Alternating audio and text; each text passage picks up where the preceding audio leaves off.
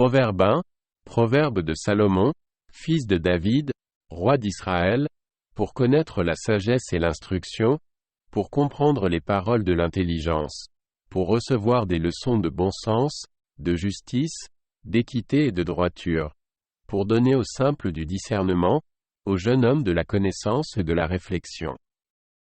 Que le sage écoute, et il augmentera son savoir, et celui qui est intelligent acquerra de l'habileté, pour saisir le sens d'un proverbe ou d'une énigme, des paroles des sages et de leurs sentences.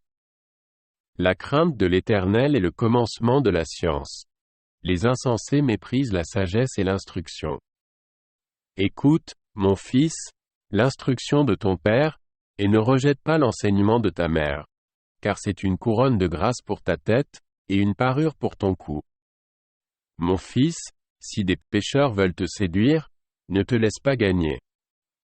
S'ils disent, viens avec nous. Dressons des embûches, versons du sang. Tendons des pièges à celui qui se repose en vain sur son innocence, engloutissons-les tout vifs, comme le séjour des morts, et tout entier, comme ceux qui descendent dans la fosse. Nous trouverons toutes sortes de biens précieux, nous remplirons de butin nos maisons. Tu auras ta part avec nous. Il n'y aura qu'une bourse pour nous tous. Mon fils, ne te mets pas en chemin avec eux, détourne ton pied de leur sentier. Car leurs pieds courent au mal, et ils ont hâte de répandre le sang. Mais en vain jette-t-on le filet devant les yeux de tout ce qui a des ailes. Et eux, c'est contre leur propre sang qu'ils dressent des embûches, c'est à leur âme qu'ils tentent des pièges. Ainsi arrive-t-il à tout homme avide de gain. La cupidité cause la perte de ceux qui s'y livrent. La sagesse crie dans les rues, elle élève sa voix dans les places. Elle crie à l'entrée des lieux bruyants. Aux portes, dans la ville, elle fait entendre ses paroles. Jusqu'à quand, stupides, aimerez-vous la stupidité? Jusqu'à quand les moqueurs se plairont-ils à la moquerie, et les insensés haïront-ils la science? Tournez-vous pour écouter mes réprimandes. Voici, je répandrai sur vous mon esprit. Je vous ferai connaître mes paroles.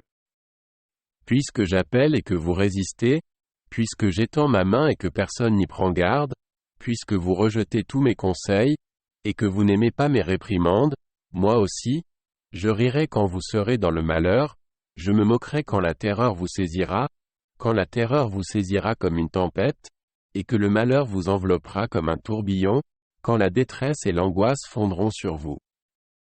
Alors ils m'appelleront, et je ne répondrai pas. Ils me chercheront, et ils ne me trouveront pas. Parce qu'ils ont haï la science, et qu'ils n'ont pas choisi la crainte de l'Éternel, parce qu'ils n'ont point aimé mes conseils, et qu'ils ont dédaigné toutes mes réprimandes. Ils se nourriront du fruit de leur voix, et ils se rassasieront de leurs propres conseils, car la résistance des stupides les tue, et la sécurité des insensés les perd, mais celui qui m'écoute reposera avec assurance, il vivra tranquille et sans craindre aucun mal.